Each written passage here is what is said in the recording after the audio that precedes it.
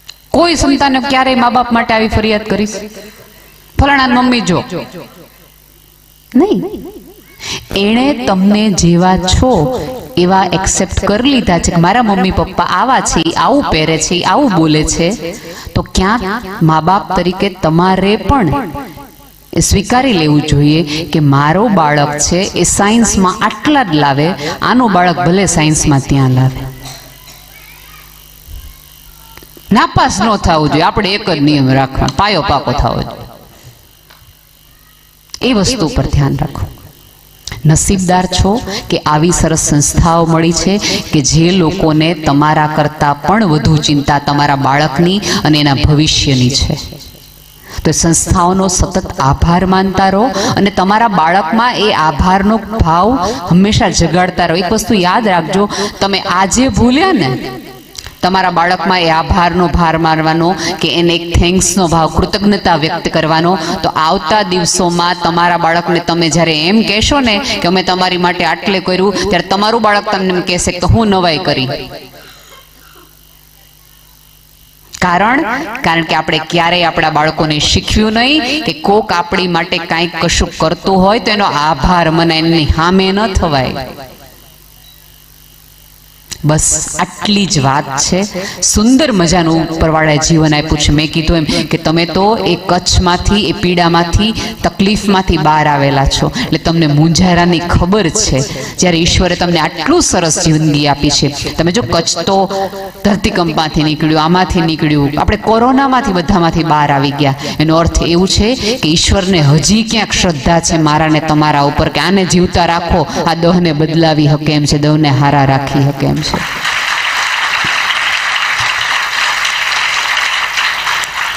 તો ઈશ્વરની શ્રદ્ધાને થોડીક સાચી પાડો. અહીંયા બેઠેલા તમામ શિક્ષકો અને સંચાલકોને ખુલ્લા દિલે સાંભળો અને તમારા બાળકને સમજવાનો પ્રયાસ કરો. અને જે બાળકો, જે દીકરીઓ દીકરાઓ અહીંયા બેઠા છે નાના નાના, એમને પણ વિનંતી છે કે તમારા મા બાપના પહેરવેશ જૂનવાણી હોઈ શકે, એના વિચારો જૂનવાણી નથી. એટલા માટે સાબિત થાય છે કે ત્યાં કામ કરે છે, મજૂરી કરે છે, તમને ભણવા મોકલે છે. તમને જો નવું જગત સમજાઈ ગયું હોય, નવી વિચારધારા સમજાઈ ગઈ હોય, તો તમારી ફરજમાં આવે છે કે તમે ત્યાં ગામમાં જઈને કહો કે હવે આમ થાય છે, હવે જગતમાં આમ જીવન બદલાય છે. એકબીજાને સમજતા રહો, એકબીજાને સન્માન આપતા રહો. આ જગતમાં પ્રેમ કરતાં પણ વધુ મહત્વનું છે એકબીજાને સન્માન આપવાનું છે. આપણે સન્માન આપવામાં ચૂકી ગયા એટલે તકલીફ થઈ ગઈ. Thank you so much.